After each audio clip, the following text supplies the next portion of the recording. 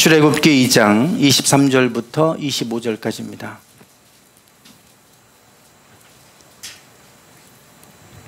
출애굽기 2장 23절부터 25절까지입니다. 우리 함께 읽겠습니다. 여러 해 후에 애굽 왕은 죽었고 이스라엘 자손은 고된 노동으로 말미암아 탄식하며 부르짖으니 그 고된 노동으로 말미암아 부르짖는 소리가 하나님께 상달된지라. 하나님이 그들의 고통 소리를 들으시고 하나님이 아브라함과 이삭과 야곱에게 세운 그의 언약을 기억하사 하나님이 이스라엘 자손을 돌보셨고 하나님이 그들을 기억하셨더라. 아멘. 날씨가 계속해서 너무나 덥습니다. 폭염으로 참 많이 덥고 지치고 또 힘들고 그래서 이럴 때는 좀 시원한 바닷가나 아니면 시원한 숲속에 좀 들어가서 휴가를 보내면 좋겠다, 뭐 이런 생각들을 아마 좀 하실 수도 있을 것 같습니다.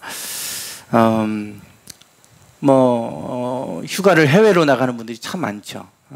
그래서 공항이 발 디딜 틈이 없다라고까지 막 기사가 나오고 하는 걸 보게 되는데, 많은 분들이 휴가를 해외로 떠나가고 계십니다. 휴가 해외로 못 나가시는 분들을 위해서 여러분들을 제가 해외 여행을 좀 시켜드리려고 합니다. 네, 우리가 왜 한번 휴가를 보내려고 했더니 이거 네, 됐어요? 네. 예, 우리가 휴가를 가야 될 곳은 지금 이집트입니다. 이열치열 더운 나라 이집트입니다. 네, 여기가 지금 이집트 나일강이죠. 나일강이고 여기가 고센이고 여기가 지중해입니다. 다 사막입니다. 다 사막. 이렇게 구글 어스에서 찍힌 사진인데요. 이 이집트는 이스라엘과 성경에서 아주 중요한 지역이고, 성경에서 이스라엘과 뗄래야 뗄 수 없는 바로 옆에, 여기가 이스라엘이니까요, 바로 인근 나라입니다. 여기까지 이집트 영토입니다. 이렇게. 그래서 이스라엘과 이집트 뗄래야 뗄 수 없는 관계입니다. 우리가 지난 6월과 7월 달 두 달에 걸쳐서 창세기 말씀을 나눴습니다. 8월에는 우리가 출애굽기 말씀을 좀 나눌 텐데, 출애굽기 하면 우리가 떠오르는 장면이 바로 이 장면이죠. 모세가 홍해를 가르고 그리고 이제 출애굽해서 광야로 들어갔다가 가나안 땅에 들어간 이야기, 이 부분을 우리가 이제 떠오르게 됩니다. 그 출애굽기의 중심이 인물이 바로 모세이죠. 모세. 그는 너무나 잘 알려져 있는 인물이고 영화로도 많이 상영이 됐습니다. 아주 그 이야기 자체가 흥미진진한 스토리를 가지고 있죠. 요셉으로부터 총리가 되고, 그래서 그 땅에 들어가서 이제 그 요셉의 후광을 힘입어서 지배계층으로 있다가 그리고 나서 갑작스럽게 노예로 전락하고, 그리고 노예로 신음하는 그때 모세가 등장을 해서 그들을 구원하는 이야기입니다. 구원하는 여정도 10가지 재앙이 있고 바로와 싸우는 여정이 있고, 영화화하기에는 아주 너무 좋은 시나리오를 가지고 있습니다. 그러다 보니까 사람들이 성경의 이 이야기를 신화로 만들어진, 꾸며진 영웅의 이야기로 그렇게 이해하는 분들이 많이 있습니다. 이 출애굽기에 나오는 이 이야기가 영화화돼서 많은 사람들이 알고 있는 이야기지만, 그렇지만 그 이야기가 그냥 꾸며져 있는 이야기라고만 생각을 합니다. 이것이 실제로 일어났던 역사 속에서 일어났던 일이라고 한다면 그 속에서 그 일을 행하신 하나님, 얼마나 놀라운 하나님입니까? 그 이야기를 우리는 본다면 우리가 그냥 즐길 수만 있는 얘기가 아닙니다. 살아계신 하나님이 어떻게 일하셨고 그들을 어떻게 구원하셨는지에 관한 이야기이지 않습니까? 이거를 역사적인 사실로 받아들이는 것이 아니라 그냥 하나의 꾸며진 이야기, 이스라엘의 영웅 이야기 정도로만 받아들이니까 이 이야기가 우리 삶 가운데 나와 아무 상관없는 이야기로, 그냥 영화 속에 등장하는 이야기로만 그렇게 머물러 있을 때가 많이 있습니다. 학자들 중에도 이 요셉의 이야기와 모세의 이야기가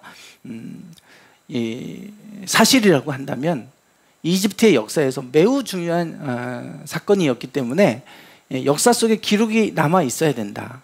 그런데 이집트의 역사에 이 기록이 왜 없느냐? 왜 성경에만 이 이야기가 기록되어 있느냐? 이거는 그래서 꾸며진 이야기다. 이스라엘의 영웅의 이야기일 뿐이다. 이렇게 이야기들을 했습니다. 그런데 놀라운 발견이 2010년도 얼마 되지 않습니다. 2010년경에 언론에서도 인터넷 기사에서도 이 부분이 이제 기사화됐었고 제가 그것을 이제 스크랩 해놨던 이제 그런 부분이 있었습니다. 그걸 다시 찾아보니까 그 기사들이 너무 오래돼서 그런지 뜨지를 않아요. 그래서 이제 2010년도에 이 요셉과 관련된 고고학적 발견이 이루어져서 아주 세상에 깜짝 놀랐습니다. 이집트의 역사 연표를 보면 이렇게 됩니다.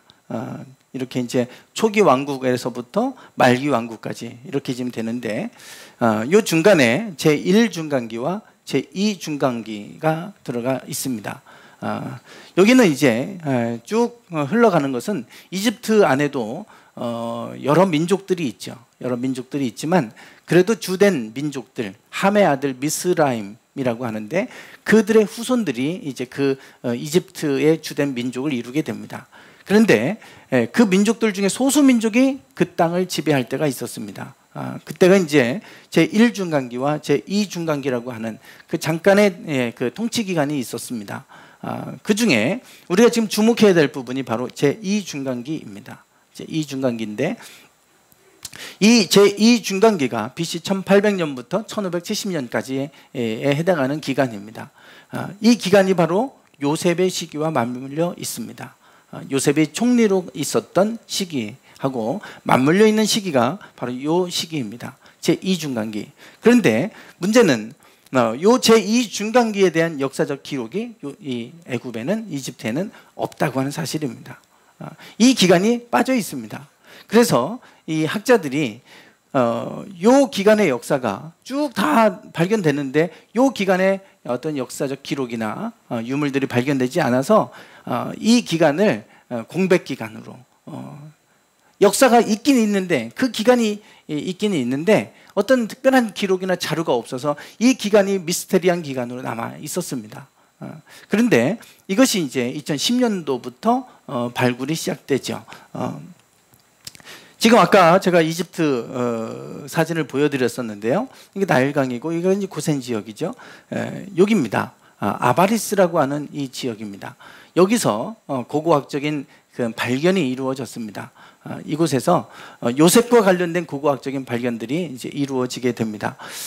여기가 이제 그 발굴하는 그 현장이고요. 이제 뭐 2010년도니까 한참 이제 발굴 중에 있는 곳이고, 거기에 물론 거기서 발견된 건 아닙니다. 제가 조사를 쭉 하다 보니까 이런 게 이제 야쿱 헤르라고 하는 스케럽 도장 인장입니다. 파라오의 인장이죠. 도장입니다. 이게 이제 발견이 됐는데 이게 이스라엘 하이파의 박물관에 소장돼 있고 이것도 똑같은 건데 좀 약간 더 많이 손상돼 있죠. 내용은 똑같습니다. 베를린 이집트 박물관에 소장되어 있다고 그럽니다. 이 인장 안의 내용이 야쿱 헤르라고 하는 파라오를 얘기합니다. 야쿱 파라오, 야쿱 왕이라는 얘기죠. 이집트의 왕. 그 이집트의 왕의 이름이 야쿱이에요. 야곱. 그래서 참 매우 특이한 아주 중요한 이것이 유물인데요. 이것이 1750년경 아까 요셉의 시기하고 맞물려 있는 그 시기입니다. 제2중간기에 해당하는 유물이라고 하는 게 밝혀졌는데 그때 왕의 이름이 야곱이었다는 거예요. 야곱. 이것을 통해서 우리가 알 수 있는 게 있죠. 요셉이 총리로 있었고 그 시기, 그 앞으로 이제 그 이후의 시기에 잠깐 동안 이방인들이 다스렸던 시기였기 때문에 요셉이 총리가 된 것이 바로 그 시기입니다. 그 이집트의 노예로 팔려갔지만 같은 셈족 계열이었고 같은 아시안 계열이 다스리고 있을 그때의 총리 자리에 올랐고 그 이후에 왕들이 이름을 야곱으로 지칭하고 있다는 거예요. 이 요셉의 후손들이 그러면 통치자였는지 아니면 그 요셉의 아버지 야곱의 이름을 따서 이렇게 진 건지 그건 모르겠습니다. 어쨌든 이것이 바로 요셉의 시기에 발견된 인장이었고 그 당시에 이 요셉과 그의 후손들이 그 땅에서 어떤 위치에 있었는지를 보여주는 아주 중요한 유물이죠. 네, 크놈펜 벽화라고 하는 곳에 보면 이게 이제 이집트인의 복장입니다. 그런데 이런 목장이 이제 발견됩니다. 이게 바로 이제 이게 이제 아마 요셉이 아니겠느냐 뭐 이렇게 지금 추측을 하는데 그 형제들이 이제 찾아오고 하는 이제 내용이기도 하고 복장이 달라요. 그래서 이 사람들을 가리켜서 이집트의 마네토라고 하는 이러한 역사학자 BC 300년의 역사가는 힉소스인이라고 그렇게 부르고 있습니다. 힉소스인이 이집트를 다스렸다. 그 시간에 힉소스를 다스렸는데 힉소스라고 하는 건 유목민의 왕이란 뜻입니다. 힉 왕이고 소스는 유목 양을 치는 양치기입니다. 양치기의 왕, 즉 유목민들이 그 땅을 통치하던 시기. 이 사람들이 이제 아시안 계열의 셈족 계열의 힉소스인이 잠깐 다스리는 때가 있었다. 이게 제2 중간기입니다.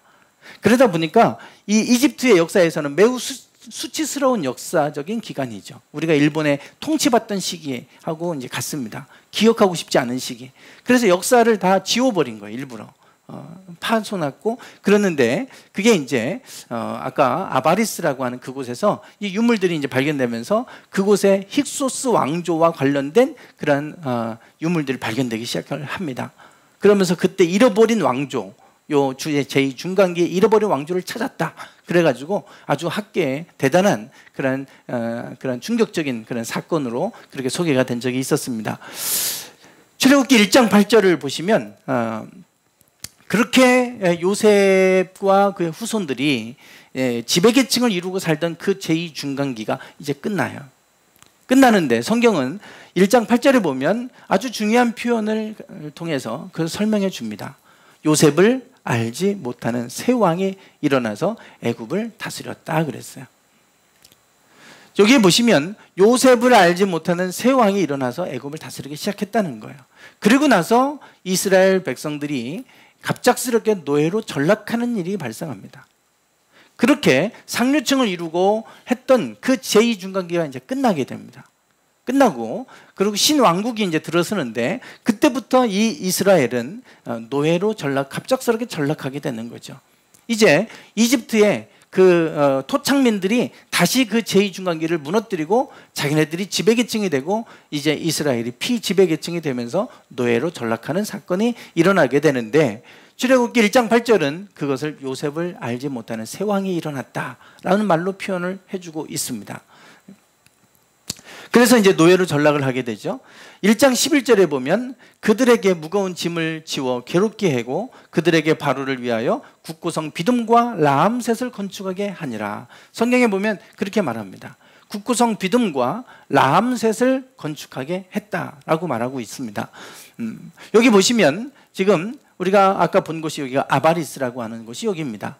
여기서 이제 그 요셉과 관련된 고고학적 발견이 지금 이루어지는 곳이 여기고 지금 요 밑에 보시면 람셋, 뭐 람세스라고도 부르잖아요. 성경은 그것을 람셋이라고 좀 부르고 있는 곳이 여기입니다. 여기에서 지금 이제 람세스가 여기고 여기가 비돔입니다. 비돔. 그래서 국고성 비돔과 라암셋을 건축하게 했다 그랬잖아요. 라암셋이 여기입니다. 라암셋의 유적지예요. 여기에 이제 유적지 발굴된 현장들이고 아직도 다 발굴이 안 됐어요. 뭐 이렇게 지금 그래서 많은 관광객들이 가는 곳이 이제 이집트에 가면 라암셋, 뭐 비돔 이런 곳을 이제 가게 되는데 이제 아마 아바리스가 좀 더 이제 더 많은 발굴이 이루어지면 아바리스를 갈 거예요. 왜냐하면 거기가 요셉과 관련된 중요한 유적지니까 이제 가겠죠. 그래서 이제 이런 라암셋, 비돔 이런 곳이 지금도 이렇게 발굴이 아직 되지도 않았고 이렇게 좀 널려져 있어요. 좀 널려져 있습니다. 그런데 지금 이게 벽화인데요. 지금 이게 요셉을 알지 못하는 새 왕에 관한 벽화입니다. 아모세 1세라고 하는 사람인데 힉소스와 전쟁에서 힉소스인들을 물리치는 장면을 벽화로 남긴 거예요. 아모세 1세입니다. 그래서 아모스의 1세가 요셉을 알지 못하는 새 왕이 일어나서 이들을 물리치고 이스라엘 사람들을 노예로 만들어 버리는 일이 이제 일어나게 되는데, 그게 이제 아모스의 1세 1750년경의 일입니다. 네. 그러면서 이제 그들을 노예로 삼고 사내의 아이가 태어나면 다 죽이게 하니까 어쩔 수 없이 모세를 낳고 그 부모가 숨겨서 키웠는데, 3개월 동안은 숨겨서 키울 수 있었는데 3개월이 지난 후부터는 더 이상 숨길 수가 없는 상황이 오게 되죠. 그래서 이렇게 잘 아시는 것처럼 갈대 상자를 만들어서 이 아이를 나일강에 띄워 보냅니다. 나일강에 띄워 보내죠. 그런데 마침 이집트의 공주가 이 목욕하러 이곳에 나일강에 나왔다가 이 갈대 상자가 떠내려오는 걸 보고 그것을 보니까 이제 히브리인의 아이였어요. 근데 너무나 이뻐 보이고 아이가 없었기 때문에 자기 양아들로 삼는 일이 일어납니다. 그래서 이제 모세가 이집트의 왕자가 되죠. 왕자로서 이제 살아가게 된 얘기가 성경의 2장에 나옵니다. 모세와 관련된 이야기죠. 예.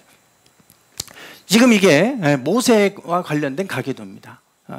아모스의 1세가 이 앞에 있고요. 투투모세 1세, 또 투투모세 2세가 있는데, 투투모세 1세의 딸이 하셉수트라고도 하고 하첵수트라고 하는 사람인데요. 이 이집트의 파라오들 중에 여자로서 파라오의 위치에 올랐던 사람이 딱 2명인데 그 중에 한 사람이 이 하첵수트입니다. 이 모세를 양아들 삼은 사람입니다.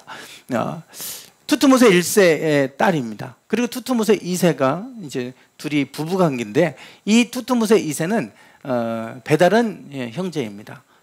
베달은 형제예요. 베달은 아들입니다. 그래서 딸은 또 공주 왕비로부터 태어난 이제 아들이고, 여기도 이제 그 딸인데 결국 둘이 이제 결혼을 하게 되죠. 그리고 나서 이제 이 하첵수트 안에 자녀가 없었어요. 둘 사이에 자녀가 없었어요. 투투모세 3세는 양아들입니다. 양아들로 투투모세 3세였고, 그리고 하첵수트도 모세를 양아들 삼죠. 그러니까 둘 다 양아들 출신인 거예요. 이 투투모세 3세는 투투모세 2세가 양아들 삼은 거고, 요 모세는 하첵수트가 양아들 삼은 겁니다. 그러니까 둘이는 경쟁 관계예요. 둘이는 이제 경쟁 관계. 그랬다가 결국은 모세가 경쟁 관계에서 이제 밀려서 도망가는 이제 이 이야기가 2장에 소개가 되고 있죠. 네. 네. 그리고 이제 요게 이제 연대교회표로 보시면 이렇습니다. 이런데, 투투모세 2세가 지금 보시면 1514년부터 1504년 10년 통치하고 죽어요. 요절합니다. 요절을 해요. 그리고 나서 이제 투투모세 3세한테 왕위를 물려줘야 되는데 그때가 너무 어릴 때였어요.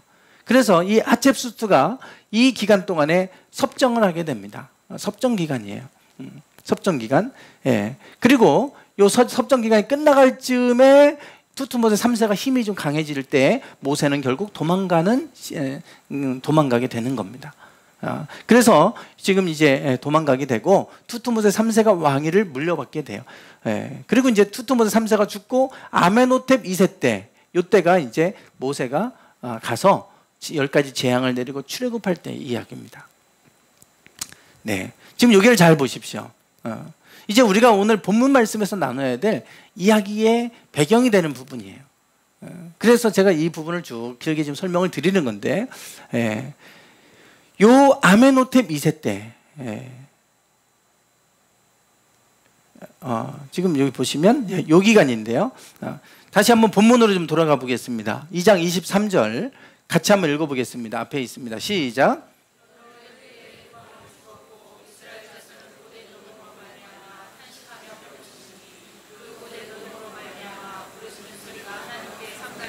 네, 24절입니다.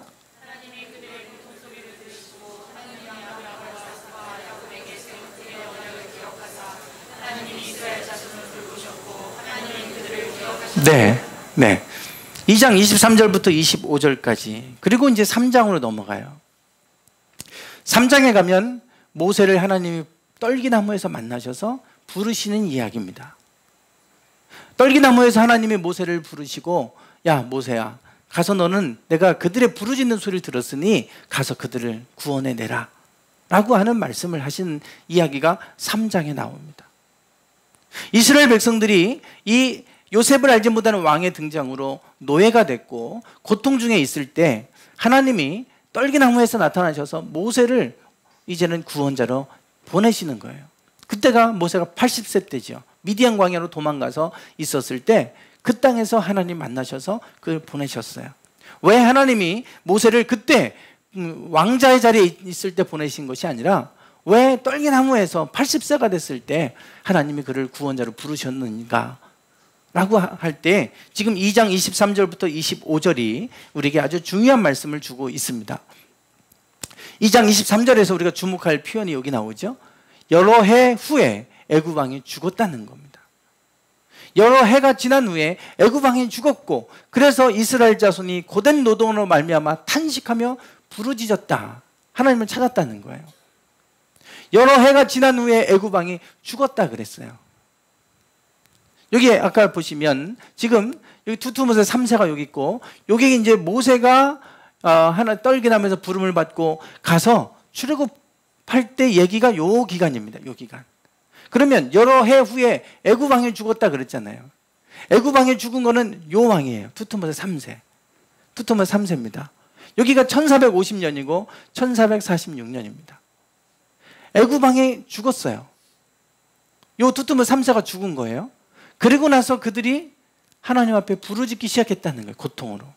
그래서 하나님이 모세를 부르셔서 떨기나무에서 이제 가라고 보내시는데 그곳에 가서 한 기간이 4년입니다.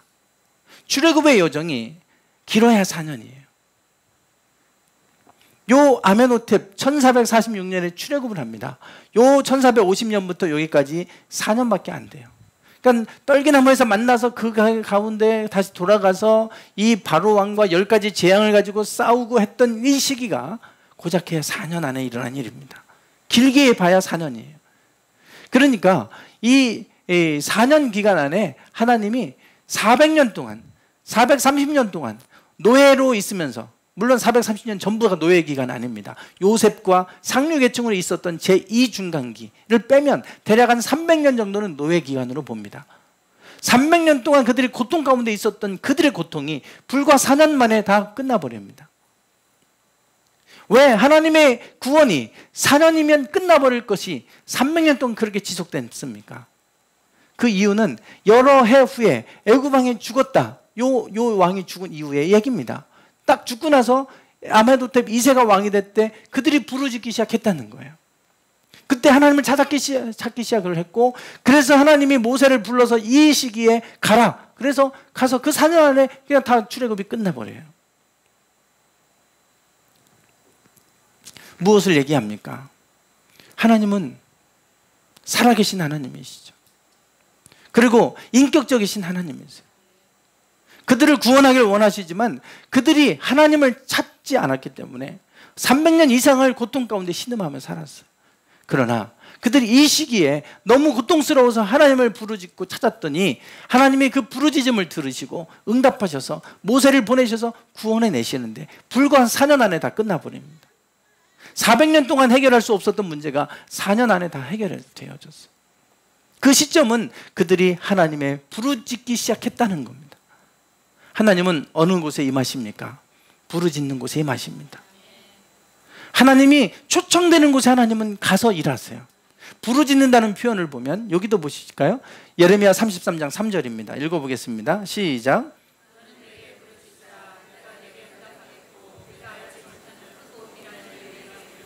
네, 예레미야 선지자가 말씀하는 것은 뭐냐면 하나님이 예레미야를 통해 말씀하시는 거예요. 너는 내게 어떻게 하라고요? 부르짖으래요. 그러면 어떻게 하십니까? 응답하신다는 거예요. 내가 거기에 대해서 내가 나를 부르면 내가 응답하겠다. 그리고 응답하되 내가 알지 못하는 크고도 은밀한 일을 너에게 보여주겠다.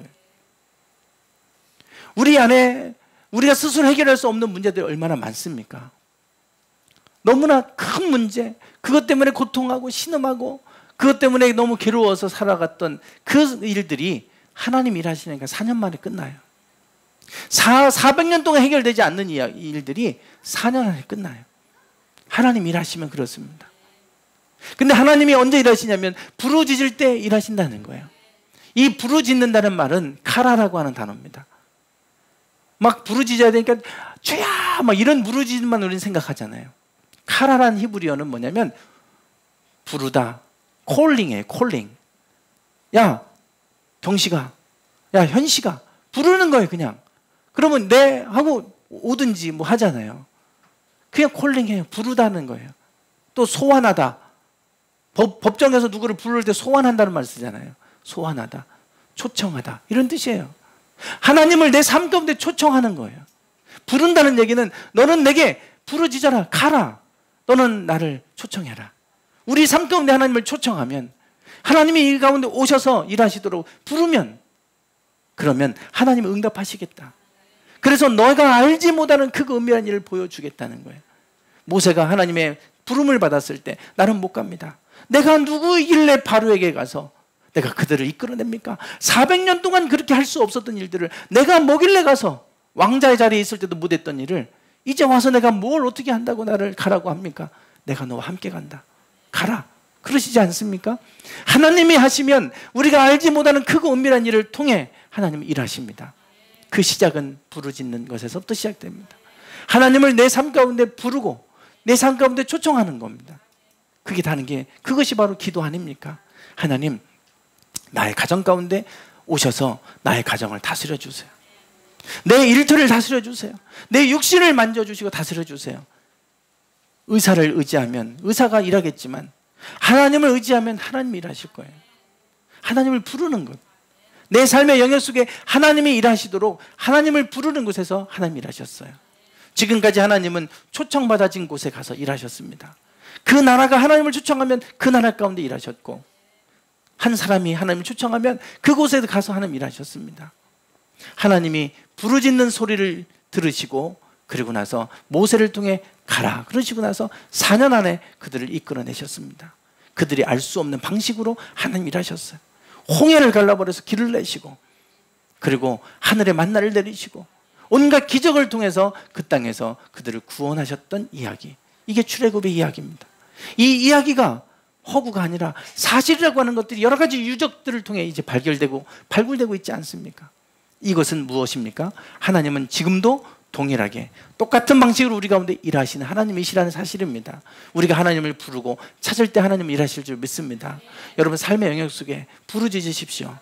하나님이 여러분의 삶을 다스리시도록, 여러분의 일터를 다스리시도록, 여러분의 가정을 다스리시고 여러분의 자녀의 삶을 다스리시도록 하나님을 구하면 하나님은 들으시고 응답하시는 하나님이십니다. 응답하되 우리가 알지 못하는 크고 은밀한 일을 통해 일하시는 하나님이신 줄 믿습니다. 우리가 부르짖을 때 하나님은 들으시는 하나님이십니다.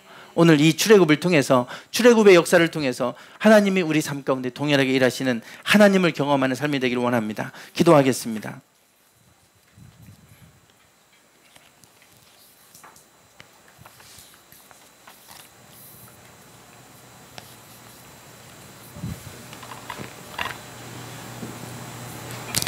하나님, 출애굽에 일어난 사건이 먼 과거 속에서 일어난 사건이 아니라 지금 이 순간에 다시금 아바리스라고 하는 곳에서 그 유물들을 발견하게 하시고 그것을 통해서 요셉의 이야기가 허구가 아니라 사실임을 드러내고 계십니다.